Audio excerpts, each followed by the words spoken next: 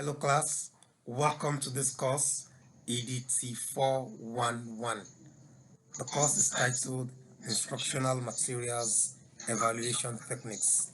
I am Kunle Ibrahim Oladejo, your facilitator for this course.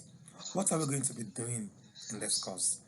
We will be reminding ourselves of what we have learned about instructional media, the audio media, the visual media, and the audio-visual media. I am sure you can still recall. Most importantly, we will be expanding our knowledge coast on the concepts and general principles of evaluation.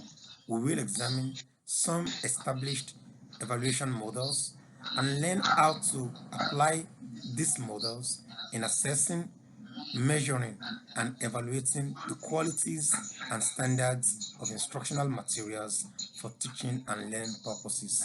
I can assure you we are going to have fun learning together. We will enjoy every bit of this course from lesson to lesson. See you in class. I welcome you all to the first lesson in this course. Again, the course is EDT 411.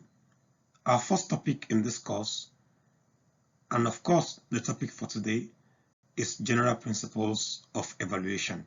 Let's proceed. As we proceed, let's meet two members of our class, Madam Kunle Oluwakemi and Mr. Joel Oluwadamilare. You're welcome. What are the objectives of today's lesson?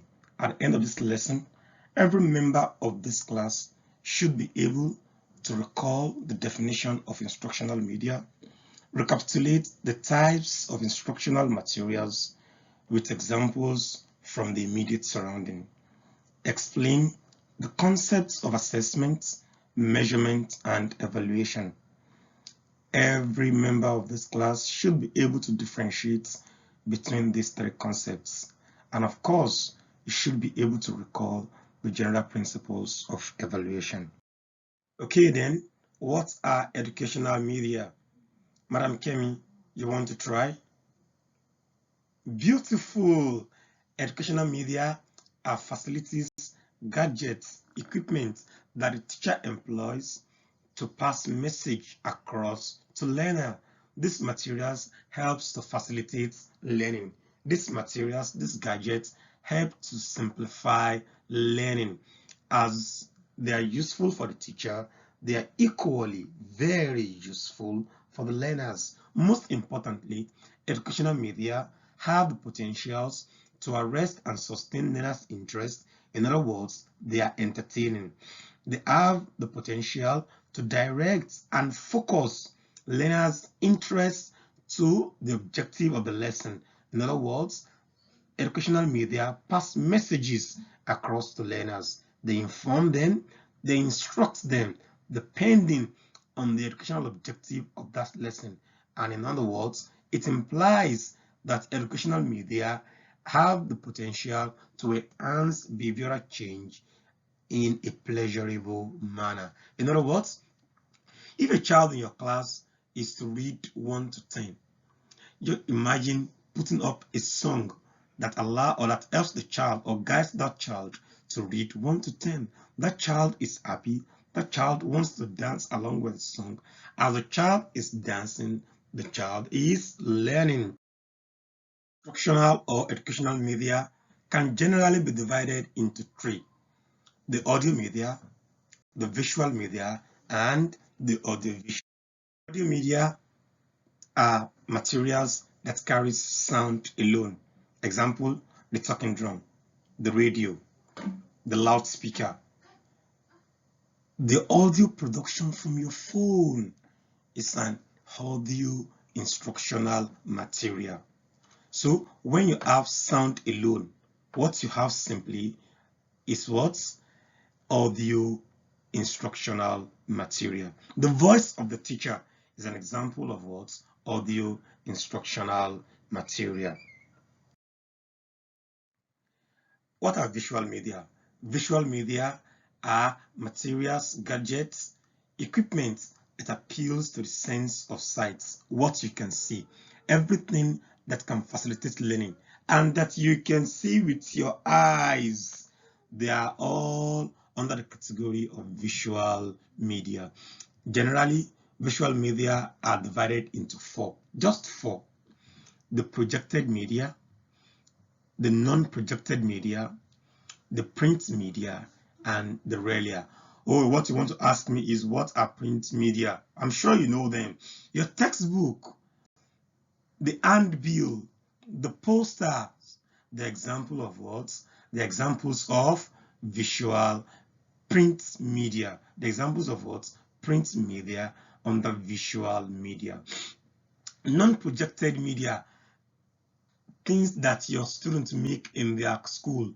You do have entrepreneurial units and your students make bag, your students make handkerchief. Things like this are referred to as non-projected media, while projected media are visual media that employs the power of electricity. When you have an image on the screen being powered by the projector, such visual production is a projected visual media. Oh, what are RELIA? RELIA are simply real life objects. You want to teach a child, or you want to teach a student in your student, so to say, how to brush their teeth, and you bring to the class a typical brush, a typical toothbrush. That brush is a RELIA. You have the opportunity of teaching your children what elephant is. And of course, you took them to a zoo and they saw, or they were able to see elephants live. At that moment, that live elephant is a RELIA.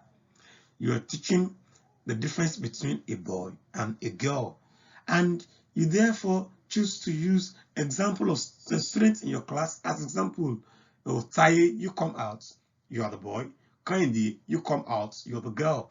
These two students that you have brought out for others to see, they are RELIA.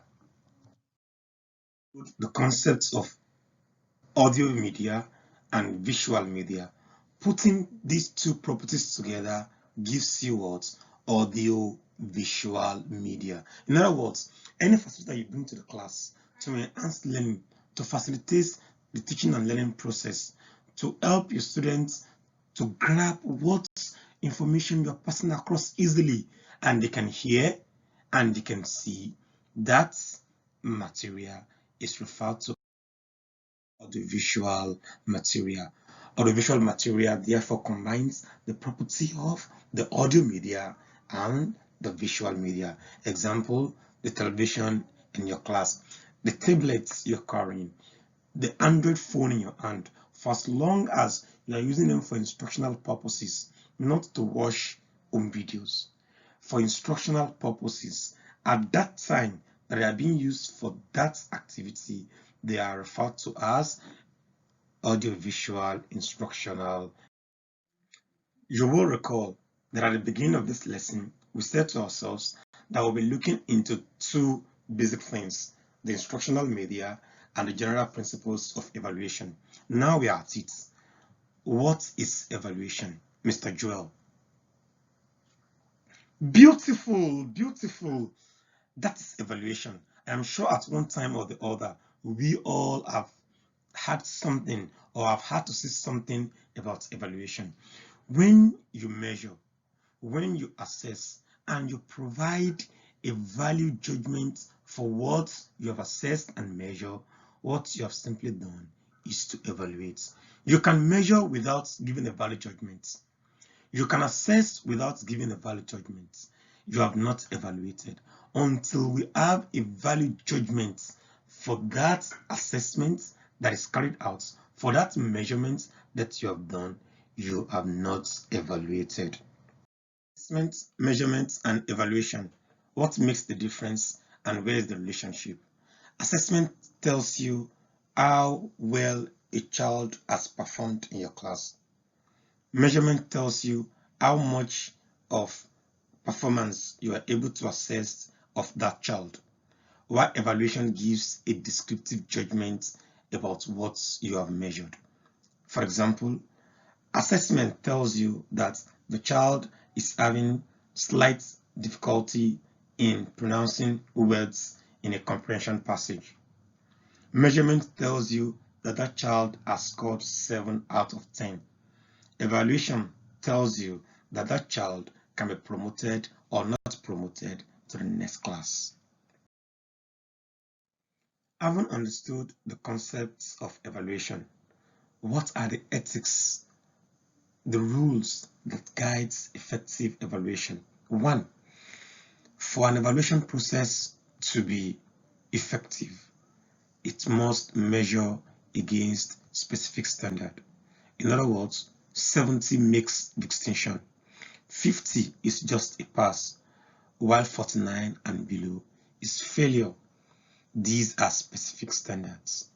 For an evaluation process to be effective, it must provide feedback for improvement. In fact, evaluation process is incomplete without feedback.